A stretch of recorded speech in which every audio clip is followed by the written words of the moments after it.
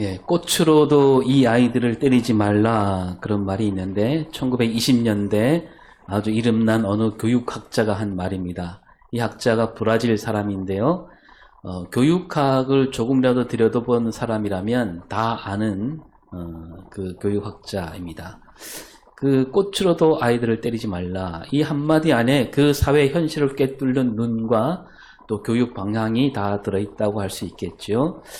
저도 이제 대학 때 그분 책으로 공부를 좀 하기는 했는데, 또 탤런트 김혜자 씨가 언젠가 책을 쓸 때 바로 이 제목으로 썼습니다. 꽃으로도 때리지 말라. 그러니까 이 꽃으로도 때리지 말라 이 말은 그 누구도 다른 누구를 해칠 권리가 없고 해쳐서는 안 되고 사랑으로 귀하게 여기라 그런 애끓는 마음을 담은 외침이지요.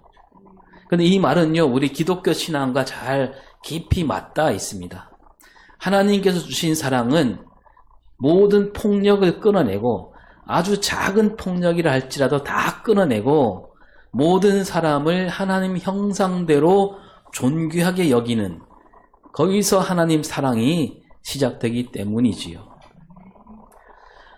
옛날보다는 그 폭력이 많이 사라지긴 했습니다. 힘을 가진 사람이 힘이 없는 사람에게 폭력을 쓰던 시대가 있었는데 가정에서 남편이 아내에게 또 부모가 어린 자식에게 또 학교에서 교사가 학생에게 선배가 후배에게 또 군대에서도 폭력이 있었고요. 남자가 여자에게 이런 폭력은 이제 많이 줄어들거나 없어져 가고 있습니다. 그런데 아직도 가만히 보면 우리 사회 안에 그 폭력이 도사리고 있습니다. 그 지난주 새벽에 서울 서부지방법원에서 폭력 사태가 일어났지요. 다 보셨겠지만 정말 끔찍했습니다. 그 법원 창문을 부수고 안으로 들어가서 막 집어 던지고 걷어차고 해서 피해 금액이 뭐 6억에서 7억까지 이른다고 합니다. 심지어 그 영상을 보니까 기름통을 갖고 들어와 갖고 거기다 불을 붙이기도 했습니다. 다행히 그 큰 불이 나진 않았지만 정말이지 우리 시대 우리 사회에 이런 일이 생길 수 있을까 믿을 수 없는 일이 일어났던 거죠. 그럼 뭐 대통령 구속영장이 나왔다라고 해서 거기 모인 사람들이 막 욱해서 그때 일어난 그런 욱하는 폭력이 아니었습니다. 준비된 폭력이었어요. 그래서 구속영장을 쓴 판사가 이름이 뭔지 또 그 판사가 어느 방에 있는지 다 알고 그 방까지 쳐들어갔다는 거 아닙니까? 계속 말씀드리지만 느닷없는 계엄령 선포도 폭력이지요. 그런 대통령을 따르는 사람들이니까 그대로 닮았구나 싶기도 했고요. 제가 더 기가 막히는 일은 그 폭력에 앞장선 사람이 누구냐? 어느 교회? 전도사라고 합니다. 여러분 교회와 폭력 이거 같이 쓸 수 있는 말인가요? 결코 같이 쓸 수 없는 말이지요. 그럼 이 폭력이 어디서 왔는가? 그런 폭력을 가만히 들여다보면 혐오라는 말과 이 폭력이 이웃해 있습니다. 혐오. 뭐냐 하면 사람을 미워하는데 뭔가를 미워하는데 아주 대놓고 미워하고요. 그냥 미움에 끝나는 게 아니고 내 눈앞에서 없어져야 한다. 이런 생각을 가리켜 혐오라고 합니다. 그 힘이 더 센 사람이 약한 사람에게 휘두르는 폭력은 앞에서 없어져 가고 있다고 했습니다. 그런 폭력은 줄어들고 있지만 아직도 우리 안에 이 혐오가 있다는 거죠. 그래서 이 혐오는 언제든지 그 숨어있던 폭력을 불러오게 마련이라는 겁니다. 우리 사회는 아직 남아있는 이 혐오, 그 혐오가 담긴 말들이 막 떠돌아다니는데 이를테면 반공, 멸공, 빨갱이 이런 말이죠. 이런 말들 안에 혐오가 새겨져 있습니다. 요즘 언론에 자주 나오는 그 목소리가 큰 사람, 목사라고 하지만 목사가 아니지요. 그 사람 말도 보면 그 혐오가 가득한 말을 쓰고 있잖아요. 종북, 빨갱이, 반공, 멸공. 그 사람을 그 사람이 목사가 아니긴 한데, 그런데 그 사람을 따르는 사람들은 교회 다니는 사람들이 많다는 거죠. 또 많은 큰 교회 목사들이 그 사람을 대놓고 따르기도 하고 또 슬쩍 지지하기도 합니다. 그러니까 우리 한국 교회 안에 그런 혐오가 들어와 있는 거예요. 겉으로는 신앙이지만 그 신앙 뒤에 혐오라는 그 감정이 들어 있습니다. 그렇다면 우리 한국 교회는 왜 뭐 반공이니 멸공이니 종북 빨갱이니 종북 좌파니 이런 말을, 혐오가 담긴 말을 그렇게 쉽게 내뱉고 있을까요? 그럴 만한 까닭이 있습니다. 우리 한국교회 역사를 잠깐 보면 그래요. 처음에 우리나라에 교회가 들어왔을 때 카톨릭 천주교는 우리 개신교보다 100년 먼저 들어오면서 어디부터 들어왔냐면 서울 경기에서 뿌리를 내렸고요. 우리 개신교는 저기 평안도 쪽에서 먼저 자리를 잡습니다. 그래서 우리나라 지도로 놓고 보면 그 서북 지역이죠. 서북 지역. 그 19세기 말부터 개신교회가 쉴 새 없이 그 지역에서 세워집니다. 그래서 이 서북 지역, 그 평양을 가리켜서 뭐라고 불렸냐면 그때 교회가 막 생겨나니까 자고 일어나면 바로 교회가 생겨나고 막 그러니까 그 평양을 가리켜서 뭐라고 불렸냐면 동방 예루살렘이다. 그 평양 쪽에 세워진 뭐 산정행 교회니 장대현 교회니 막 크게 이름난 교회가 거기 세워졌고요. 그리고 그 평양에 뭐까지 생겼냐면 우리나라 최초 신학교, 평양 신학교, 목사를 기르는 학교가 생겨난 거예요. 평양에. 그 평양 신학교가 이제 나중에 뭐 이렇게 내려오게 됐죠. 내려와서 지금 뭐 장로회 신학대학교, 총신대학교, 한신대학교로 이렇게 갈라지게 된 겁니다. 그리고 그 학교에서 주기철 목사, 길선주 목사, 이기풍 선교사, 한경진 목사 다 평양 신학교를 나온 거예요. 그 지역 사람들이에요. 이렇게 그때 평안도 쪽에 많은 교회와 목회자들 또 교인들이 있었는데요. 그러는 가운데 교회가 생긴 지 얼마 되지 않아서 우리가 무슨 시대를 맞이했냐면 일제강점기를 맞이합니다. 처음에는 교회가 일제에 맞서 싸웠습니다. 그래서 3.1운동 때도 앞장섰지요. 그러나 곧 얼마 지나지 않아서 교회가 신사참배에 앞장서게 됩니다. 그 목사들을 비롯해서 장로들, 교인들이 다. 그리고 일본은 자꾸 전쟁을 더 키워나가죠. 저 미국까지 나가서 전쟁을 하잖아요. 그 전쟁하려면 뭐 돈이 있어야 되니까 교회가 어떻게 했냐면 우리 종 치는 거 있죠. 그 종을 떼다가 일본에 갖다 바치기도 했습니다. 그 하나님께서 부르는 소리, 그 종으로 사람을 죽이는 무기를 만들게 된 거죠. 그렇게 일제와 손을 잡게 된 겁니다. 그래서 그 대가로 교회가 많은 땅을 얻었고요. 또 많은 교회가 부자가 되기도 했습니다. 그러나 그 세월이 얼마 가지 않아서 일본이 전쟁에 져서 물러가잖아요. 일제가 물러가는데 교회는 일제가 물러가자마자 더 많은 땅을 얻게 됐습니다. 왜냐하면 일본이 강제로 빼앗은 땅, 일본이 물러갔으니까 그 땅을 교회에다가 주고 간 겁니다. 고스란히 교회가 물려받게 된 거예요. 그런 다음에 그 지역에 누가 들어옵니까? 일제가 물러간 다음에 김일성이 들어온 거죠. 이 김일성이 처음에 들어와서 토지개혁 정책을 펴니다. 많은 땅을 가지고 있었던 개신교회와 교인들이 그 김일성에게 땅을 빼앗기게 됩니다. 그러니까 다들 짐을 싸들고 남한으로 내려오죠.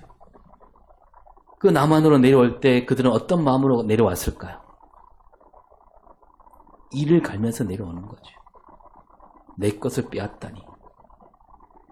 그래서 그때 거기에 있었던 우리 개신교회 교인들은 김일성과 공산주의는 아주 철천지 원수가 된 거예요.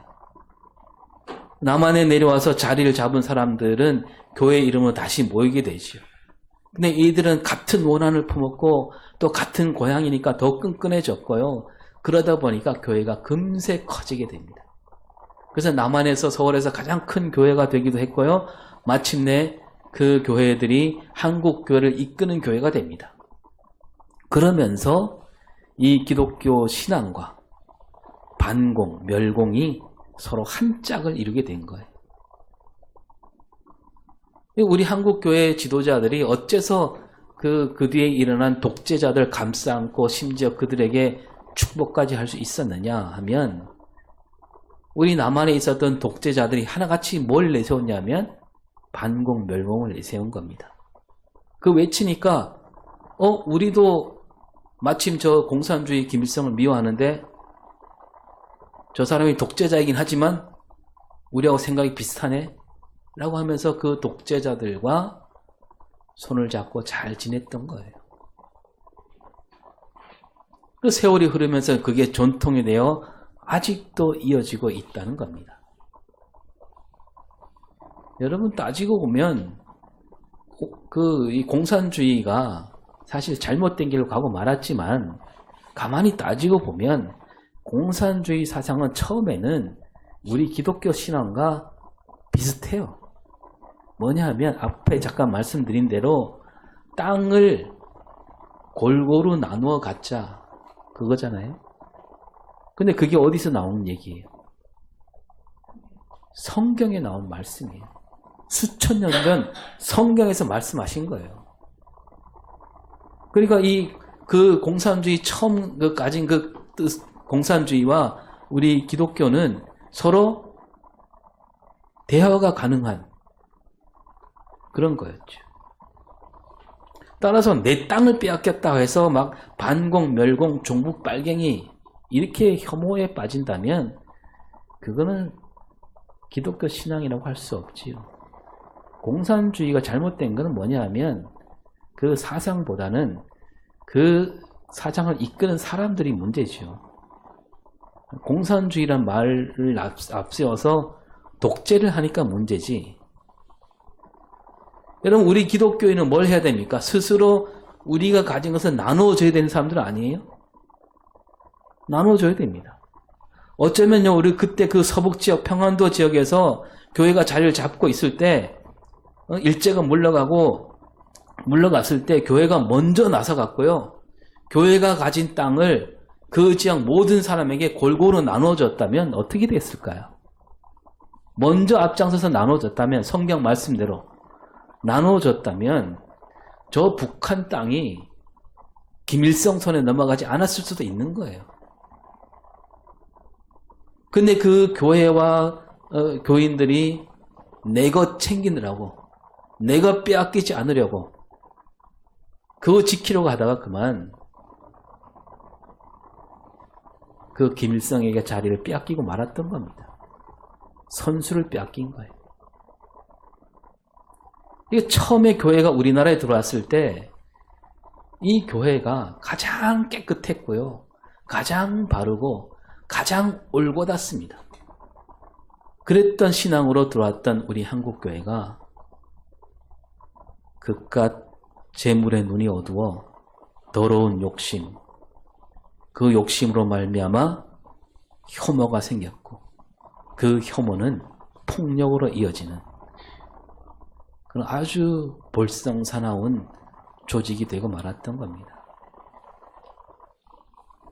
근데 이런 일들은 뭐 우리나라에만 있는 일은 아니고요. 성경에도 나옵니다. 오늘 성경에도 보면 느헤미야와 에스라 얘기가 나오는데 이 느헤미야와 에스라 이 성경은 남유다 백성들이 바벨론 포로에서 돌아온 다음 있었던 일을 보여줍니다. 그러니까 우리가 이 느헤미야 에스라가 성경 시편 바로 전에 있긴 하지만 그러나 그 역사에 따라 차려놓고 보면 창세기가 맨 앞이라고 한다면 이 에스라 느헤미야는요 구약 성경에서 시대로 따지면 가장 뒤에 있는 거예요. 가장 뒤에. 왜냐하면 바벨론 포로에서 돌아온 다음이니까. 그렇게 느헤미야, 이스라가 맨 뒤에 있는데 그러다가 400년 이상 더 이상 성경이 없다가 끊겼다가 그리고 신약 시대로 넘어오는 겁니다. 그 순서를 우리가 잘 보면 되는 거예요. 에스라, 느헤미야는 사실은 시대로 보면 구약 성경의 맨 뒤다. 이 바벨론 포로 생활은 이 남유다 백성의 큰 충격이었지요. 그들은 생각하기를 우리는 결코 무너지지 않으리라 그렇게 여겼습니다. 그런데 그들 생각과 달리 성전이 부서지고 예루살렘 성도 무너지고 백성들은 뿔뿔이 흩어지고요. 그렇게 70년 세월 보내다가 드디어 다시 돌아오게 됩니다. 근데 다시 돌아올 때는 어땠냐면 몸도 지쳤고 마음도 지쳤고 손에 든 거는 아무것도 없습니다. 그나마 깨어있는 지도자가 있긴 했지요. 오늘 그 느헤미야, 에스라, 또 스룹바벨 이런 사람들. 이런 사람들이 이제 그 백성들 다시 일으켜 세웁니다. 무너진 성벽부터 쌓습니다. 그리고 느헤미야는 또 지도자들을 막 세웁니다. 이 성벽을 다시 쌓긴 했지만 지도자도 세워졌지만 아직 성전은 다시 지어야 되고 무엇보다도 그 70년 세월 동안 무너졌던 신앙을 일으켜야 됐습니다. 그럼 신앙을 일으키는 길이 뭐냐? 뭐냐면 그게 바로 성경, 율법책이죠. 그래서 느헤미야가 제사장 겸 학사 에스라로 하여 율법책을 가져오게 합니다. 그때는 이 율법책이 모든 사람이 갖고 있는 게 아니기 때문에 또 요즘처럼 이렇게 잘 들고 다니는 성경이 아니잖아요. 큰 두루마리, 사람이 막 두세 사람이 같이 들어야 할 그런 두루마리였기 때문에 가져오게 합니다. 이 율법책을 백성들 앞에서 읽게 하면서 그 신앙을 바로 잡으려고 했던 거죠. 그 이전에 남유다 백성들은 하나님을 섬긴다, 이분은 섬긴다 하면서도 이방신에게 눈을 돌렸었고요. 거기다 마음을 빼앗겼습니다. 그들 생각이 뭐냐면 하나님도 섬기고 또 이방신도 섬기면 더 많은 복을 누리라 그렇게 여긴 거죠. 그걸 가르쳐 성경은 음행이라 그럽니다. 하나님을 섬기면서도 이방신을 섬긴다. 그게 다름 아닌 음행이에요. 그 느헤미야는 와 에스라는 오직 여호와만이 우리가 섬길 하나님이다. 그렇게 하면서 바른 신앙을 일깨우고자 이 책을 펼친 겁니다. 그 에스라가 백성들 앞에서 책을 펼치니까 모든 백성이 이제 일어서게 됩니다. 하나님 말씀을 앉아서 들 수 없다 이거죠. 그러니까 이 말씀을 받들어서 요즘도 어떤 교회는 하나님 말씀이 성경 읽을 때 다 일어서서 읽고 듣는 교회가 있긴 합니다. 이 성경 말씀을 읽을 때 일어선다. 여기에는 이런 뜻을 붙일 수가 있습니다. 말씀을 들을 때 그 말씀대로 내가 듣기만 하는 것이 아니라 그 말씀대로 나가서 살겠다. 그런 뜻을 갖고 있는 거죠. 따라서 일어서서 말씀을 듣는다. 이 말은 하나님 말씀을 그대로 살겠다는 뜻을 담고 있는 거죠.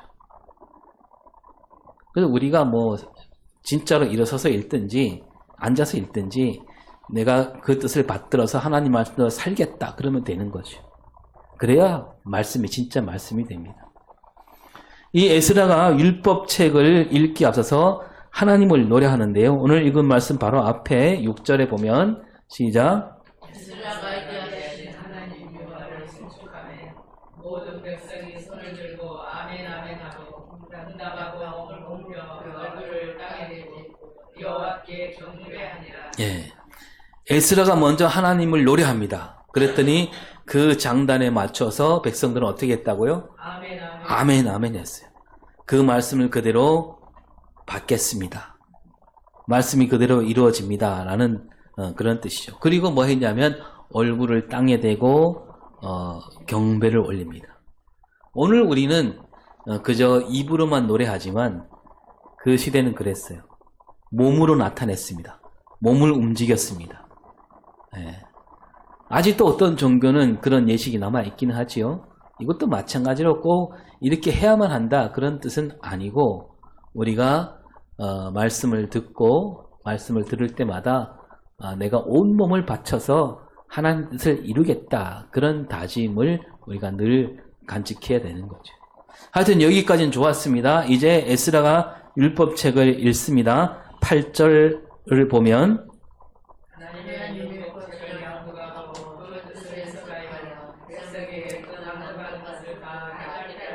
예, 이 에스라가 누구라 그랬습니까? 제사장이면서 학사라 그랬습니다.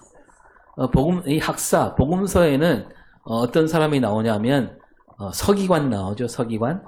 그 서기관이 그때는 학사라고 했던 거예요. 그러니까 이 서기관과 학사 같은 직분이라고 보면 됩니다. 율법책을 읽기만 하지 않았다 그랬습니다. 그 뜻을 어떻게 했다고요? 해석했다. 그 뜻을 풀어줬다는 겁니다. 그러니까 이 율법책은 그 앞에 보면 그 책을 말을 듣고 알아들을 수 있는 사람들이 다 모였는데 글을 아는 사람이라면 이 율법책은 다 읽을 수는 있어요. 그러나 읽기만 해서는 그 뜻을 제대로 헤아리기 어렵다는 거죠. 그래서 에스라가 그 뜻을 풀어주고 있는 겁니다. 여기서 알 수 있는 것은 뭐냐면 그 율법책을 아무나 풀 수는 없고 그런 학사, 그러니까 이 서기관이라 풀 수 있다는 거죠. 아무나 풀어서는 안 된다 그 얘기를 하고 있는 겁니다. 여러분 베드로 후서 1장 20절을 볼까요?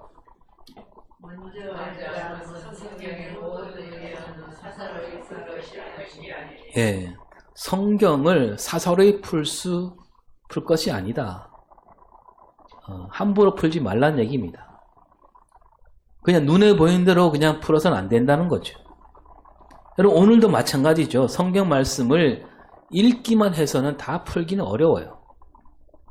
반드시 학사, 서기관이 풀어야 됩니다. 그러니까 성경을 잘 공부한 사람이 풀어줘야 됩니다. 오늘 학사, 서기관 오늘로 말하면 누굴까요? 목사들이죠. 목사. 여러분 더구나 우리가 지금 갖고 있는 이 성경은 지금 우리가 뭐 눈으로 읽을 수는 있긴 하지만 이 성경을 처음 있을 때 보면 우리가 읽을 수 있는 성경이 아니었잖아요.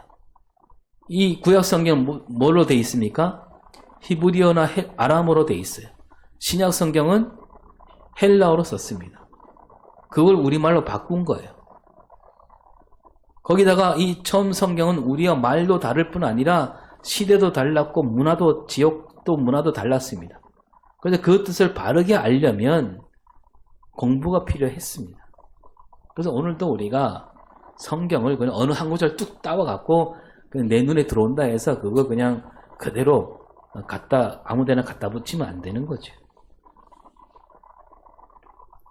자, 그래서 율법책을 그 책을 읽고 그 뜻을 풀어 주었을 때 그 백성들이 어떻게 했느냐? 9절 앞에만 볼까요? 시작.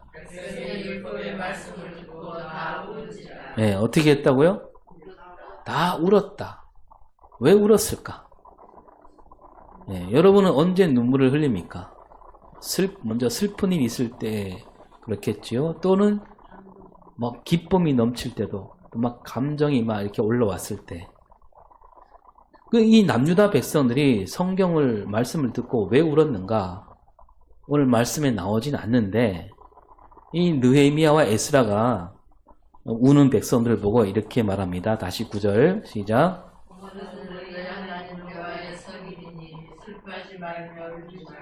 예, 슬퍼하지 말며 울지 말라. 예, 지금 울 때가 아니란 얘기입니다. 우는 게 잘못은 아닌데 울고 앉아있을 때가 아니란 얘기예요. 오늘은 무슨 날이다? 여호와의 성일, 거룩한 날. 그 거룩한 하나님 뜻을 듣고 우리가 이루어야 되는 날이란 얘기입니다. 그래서 10절에 이렇게 돼 있죠. 시작. 너희는 가서 살찐 것을 먹고 더운 것을 마실 때 준비하지 못한 자에게 나누었으라. 예. 하나님께서 주신 날, 거룩한 날이기에 거룩한 뜻을 이루는 날이니까 빨리 그 뜻을 이루라. 그 이루려면 뭐 힘이 있어야 될 거 아닙니까? 그래서 먹고 마시고 재물을 마련하지 못한 사람들에게 가서 나누어 주라. 이웃을 돌아보란 얘기입니다.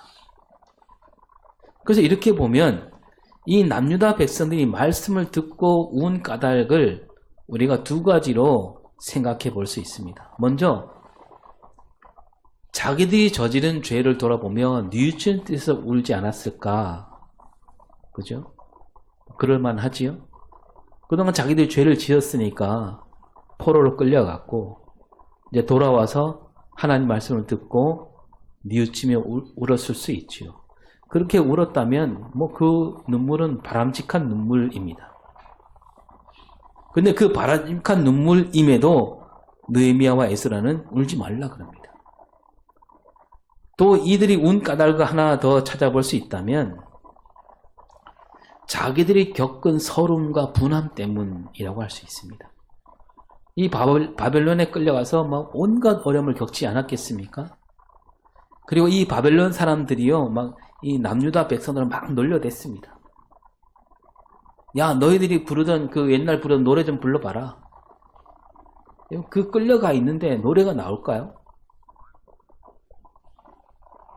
너희 나라와 민족을 지키는 여호와 하나님은 어디 있느냐라고 막 손가락질했고, 또 많은 사람이 죽었잖아요. 사랑하는 가족, 이웃이 죽었습니다. 살던 집은 다 불타 없어지고요. 그 땅은 어떻게 됐을까요? 땅은 뭐 짐조차 나지 않는 그런 거친 땅이 되고 말았습니다. 그런 어려움을 겪다가 다시 돌아왔는데 하나님 말씀 앞에 서니까 그 하나님 말씀, 무슨 말씀이 있을까요? 하나님이 저 애굽 땅에서 우리를 가나안 땅으로 이끄신 그 역사, 그 말씀 앞에 서니까 그 속에 있던 서름과 울분이 터져 나오는 거죠. 하여튼 이 남유다 백성들이 뭐 죄를 뉘우치며 울었든지 서름과 분한 때문에 울었든지 느헤미야는 울고 있을 때가 아니다 라고 합니다. 다시 말해서 하나님 말씀 앞에 섰을 때 그냥 눈물만 흘리는 거, 울면서 앉아 있는 거, 그거는 옳지 않다 이겁니다.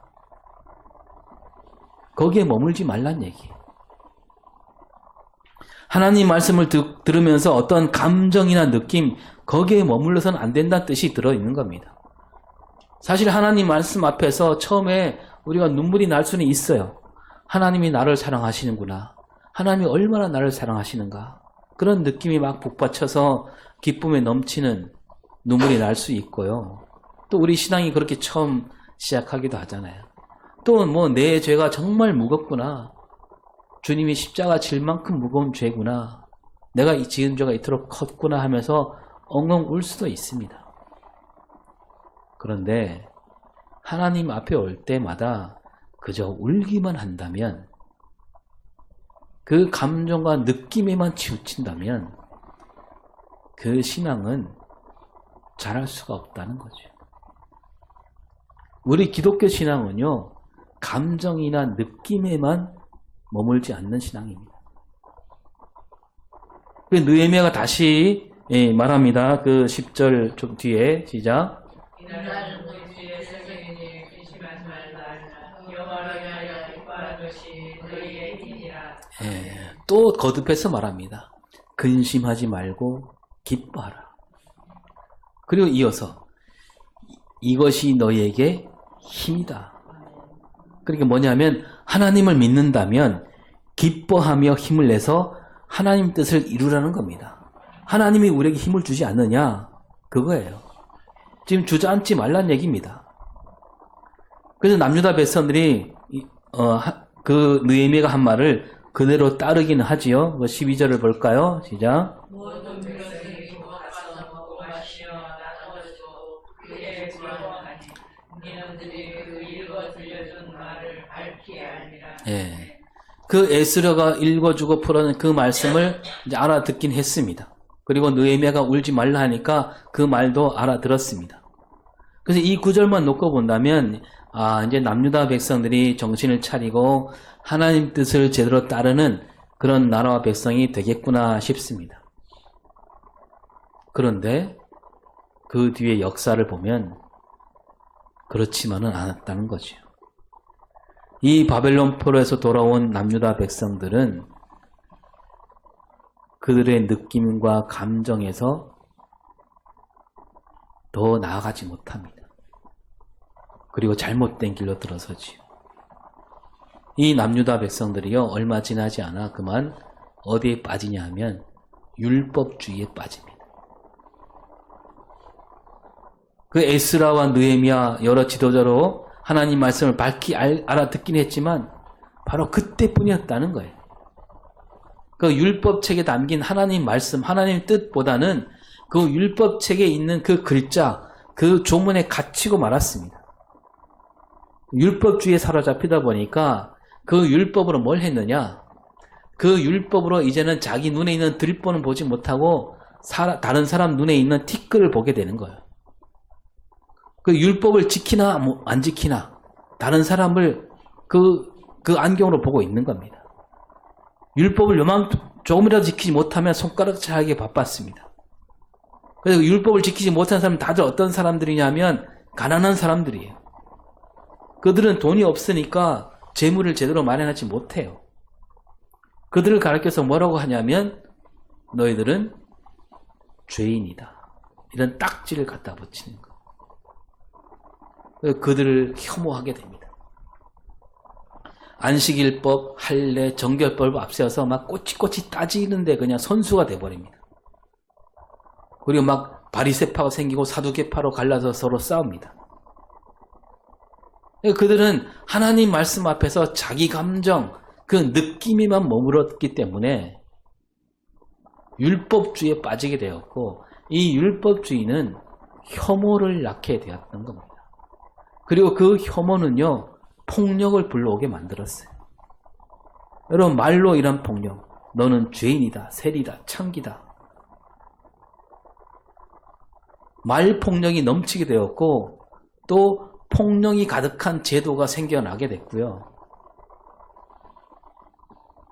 그리고 마침내 서로 죽고 죽인 전쟁으로 이어지기도 하는 겁니다. 또 이 남유다 사람들이 어떻게 했냐면 남유다라 부르잖아요. 북쪽은 뭡니까? 북쪽? 북이스라엘인데 그 북이스라엘이 이름이 뭐가 됐냐면 사마리아가 되잖아요.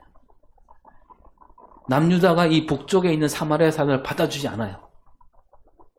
여러분, 이 사마리아 땅에 사는 사람들은 처음에는 남유다와 같은 민족이었잖아요.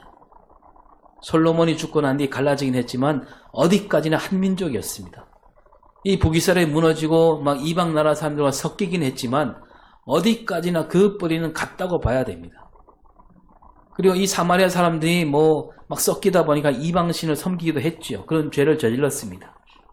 그러나 또 그 사마리아 사람들 가운데는 하나님을 믿는 신앙도 남아 있었어요. 그래서 그리심산에 성전을 세워서 하나님을 섬기기도 했습니다. 그 남유다 백성들이 그 사마리아 보고 뭐라고 할 그런 처지가 아니에요. 큰 소리 칠 수 없습니다. 왜냐하면 앞에 잠깐 말씀드렸지만 남유다도 마찬가지로 이방신을 들여와서 그 앞에 고개를 조아리고 수백 년 그렇게 살았잖아요. 그러니까 사마리아 너희들 하나님을 섬기지 않았다고 해서 우리는 너희와 하나가 될 수 없다 이렇게 말할 입장이 아닌 겁니다. 더구나 여러분, 하나님은 온 세상 모든 사람을 아끼고 사랑하신다 그랬습니다. 그러나 남유다는 온 세상은커녕 자기 민족이었던 그 사마리아 사람들을 끝내 내치고 말았고, 그리고 사마리아 사람을 혐오하게 된 겁니다. 이 남유다 사람들이 뭐라고 생각하냐면 하나님은 우리 민족, 우리 유다 지파만 사랑하신다. 그렇게 생각하는 거예요. 그러니까 에스라가 읽은 율법책에 담긴 뜻은 뭡니까? 너희들 오직 여호와만 섬겨라. 여호와만이 하나뿐인 우리 하나님이다. 그런 뜻으로 책을 읽었잖아요. 근데 남유다 백성은 그 말씀을 어떻게 받아들였냐면 하나님은 우리 민족만 사랑하신다. 이렇게 여기게 된 거예요. 자기들은 좋죠. 그러니까. 그래서 저 이방 민족과 피가 섞인 사마리아는 우리 민족이 아니다. 저들은 그냥 저주받은 백성이다. 여기 딱 자른 겁니다. 앞에서 나누었지만 느헤미야는 기뻐하라 하면서 여호와로 인해 기뻐하라. 그 기쁨이 너희 힘이다라고 했습니다. 하나님께서 주신 힘으로 뭘 해야 되느냐? 하나님 뜻을 이루어가야 된다는 겁니다. 그 하나님 뜻이 뭐냐 하면 이스라엘 선지자가 외치기를 너희들을 포로에서 돌아오게 한 다음에 뭐가 되게 하신다 그러냐면 이방을 비추는 빛으로 삼겠다 그랬습니다. 하나님께서는 그 이스라엘 민족을 들어서 온 세계를 비추는 빛으로 삼겠다. 그런 소망과 비전을 주셨잖아요. 그런데 이 남유다 백성들은 온 세상 그건 눈에 들어오지도 않고 귀에 들어오지도 않고 바로 옆에 있는 사마리아조차 끌어안지 못하는 그런 민족이 되고 말았던 겁니다. 이 남유다는요, 하나님 말씀 앞에 서갖고 자기들 감정, 느낌, 하나님이 우리만 사랑한다. 거기서 한 발짝도 더 나가지 못한 거예요. 다시 말씀드리지만 하나님 말씀이 담긴 뜻은 오직 하나님만이 참된 하나님이니 오직 하나님만 섬겨라 그런 뜻인데 그들은 받아들이기를 하나님은 오직 우리만 사랑하신다. 우리 민족만이 하나님 백성이다. 이렇게 받아들인 거예요. 이 바벨론에서 돌아온 남유다는 그 신앙이 아주 좁아질 대로 좁아진 거예요. 하나님께서 그들을 다시 돌아오게 하신 그 뜻을 전혀 헤아리지 못한 거죠. 앞에 잠깐 말씀 나눈 대로 하나님은 남유다를 들어서 온 세상에 하나님 뜻을 펼치시고자 했습니다. 세상 모든 민족을 하나님 나라 백성으로 삼고자 하셨습니다. 모든 민족을 두루 비치는 빛이 되게 하시려고 그들을 불러주셨습니다. 그런데 이 남유다가 그 뜻을 받들지 못하면서 세월만 흐릅니다. 몇 년이 흘러요? 400년이 지나갑니다. 거기서 한 발짝도 더 나가지 못합니다. 그래서 하나님이 어떻게 하셨느냐? 그들에게 누구를 보내셔요? 그 외아들을 보내십니다. 예수님이 이 땅에 오셔갖고 그 남유다 가운데 오셔갖고 하나님 나라를 외치면서 율법주의에 갇힌 이 남유다를 나무라시는 겁니다.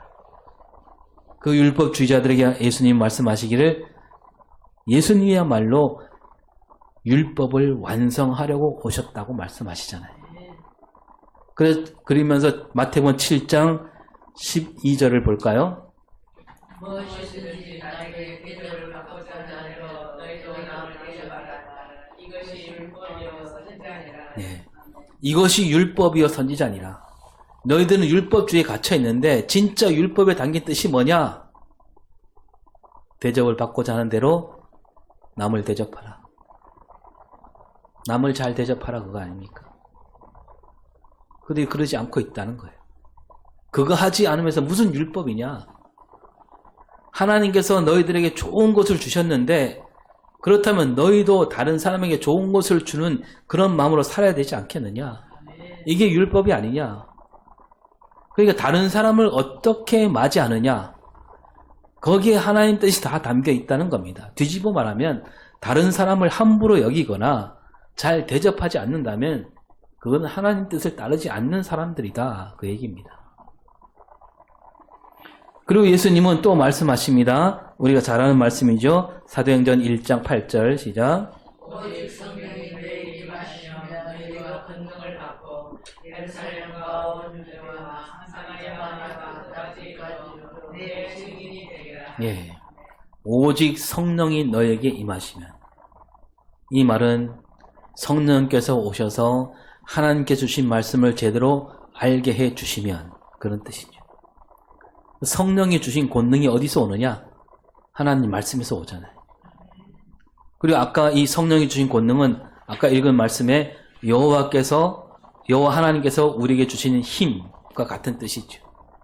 이제 그 권능으로 그 힘으로 예수님을 알리는 증인이 되게 하신다. 예수님을 알리는 증인이 뭡니까?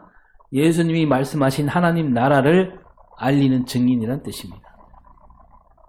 그래서 하나님 나라는 성령을 받은 제자들로 말미암아 예루살렘부터 시작해서 조금씩 넓혀져 가며 사마리아를 거쳐서 땅끝까지 이르게 된다. 그러니까 유대인들이 받아들이지 못했던 그 사마리아를 꼭 집어서 말씀하십니다. 그런 다음에 온 세상 구석구석에 하나님 나라를 펼칠 수 있게 된다는 말씀이죠. 이 남유다 백성들은 하나님 말씀 앞에 서긴 했는데 거기서 그냥 자기 감정, 자기 느낌에만 머물렀던 겁니다. 그러다 보니 하나님께 주신 말씀, 거기에 담긴 뜻을 제대로 헤아리지 못하고 자기만 바라보다 보니 자기하고 다른 사람에게는 눈길도 주지 않고 심지어 그들을 미워하는 혐오에 빠지게 된 겁니다. 그 혐오가 전통이 되고 역사가 되고 말았습니다. 그 혐오로 말미암아 아직도 그 땅에는 지난주에 잠깐 전쟁이 멈췄다고 하지만 학살과 전쟁이 끊이지 않고 있는 거예요. 사람이 사람을 죽인다는 것은 그 안에 혐오가 있기 때문이거든요. 나만 옳다는 생각. 여러분 오늘 우리도 그렇게 되기가 쉽습니다. 하나님 말씀을 들을 때 우리가 자칫 내 감정에 빠지기가 쉬워요. 하나님께서 이렇게 나를 사랑하시다니. 하나님은 나에게 정말 좋은 분이구나. 그래서 나는 하나님께 참 고맙습니다. 내 지은 죄 다 용서해 주시니 내 하나님이십니다. 정말 고맙습니다. 여기까지는 좋아요. 그런데 여기에만 머문다면 하나님 뜻을 제대로 헤아리지 못하게 되는 겁니다. 거기서 여러분 한 걸음 더 나가야 되는 거예요. 하나님께서 이토록 나에게 은혜를 베푸시고 용기를 주신 뜻이 뭔가? 나에게 힘을 주신 뜻이 무엇인가? 그거 깊이 새기며 우리가 일어서 나가야 되는 겁니다. 나에게 주신 사랑, 나에게 주신 힘으로 예루살렘을 넘어야 되고요. 온 유대를 넘어야 되고 사마리아는 품어야 되고 마침내 온 세상을 책임지는 그런 사람으로 나아가야 된다는 겁니다. 여러분 가만히 보면 어떤 사람들은요. 구원에 대해서도 자기 감정과 자기 느낌으로 풀기도 합니다. 그래서 옛날에 그런 말들 많이 들었지요. 구원에 확신이 있습니까? 확신이 있습니까? 지금 당장 죽어도 구원받았다라고 확신할 수 있습니까? 이렇게 묻습니다. 확신을 물어요. 확신 뭐예요? 이게 뭐냐면 어디까지나 자기 감정이고 느낌이에요. 여러분 구원이 자기 감정 느낌으로 가는 거예요? 받는 겁니까? 구원은 감정이나 내 감정, 내 느낌에 달려있지 않아요. 확신이 있으면 구원받은 것이고 확신이 없으면 못 받은 거다. 그게 아닙니다. 구원은 누가 하시는 일입니까? 하나님이 하시는 일이에요. 그래서 믿음이라는 게 있는 겁니다. 하나님께서 우리를 구원하신 줄 믿는 믿음. 하나님께 맡기는 겁니다. 그래서 하나님은 그렇다면 왜 우리를 구원하셨는가? 그 뜻을 헤아리면서 구원받은 사람으로 나는 어떻게 살아야 되는가? 구원받은 사람으로서 부끄럽지 않도록 온 힘과 정성을 기울인 삶. 그게 우리가 할 일이라는 겁니다. 그럴 때 우리는 내 감정, 내 느낌에서 벗어날 수 있는 겁니다. 오늘도 우리가 하나님 말씀 앞에 서서 하나님이 나를 사랑하시고 구원해 주셨는데 그 힘으로 나는 어떻게 하나님 뜻을 이루어갈까? 더 깊이 생각하며 고민하며 앞으로 나아가는 우리 삶과 신앙이 될 수 있기를 바랍니다. 기도하겠습니다. 하나님, 우리는 오늘도 하나님 말씀 앞에 서 있습니다. 하나님 말씀 앞에 서서 하나님 뜻을 이루고자 힘쓰는 우리가 되게 하여 주시옵소서. 내 감정, 내 느낌에만 머물지 않게 하시고 말씀으로 우리 삶이 새롭게 되는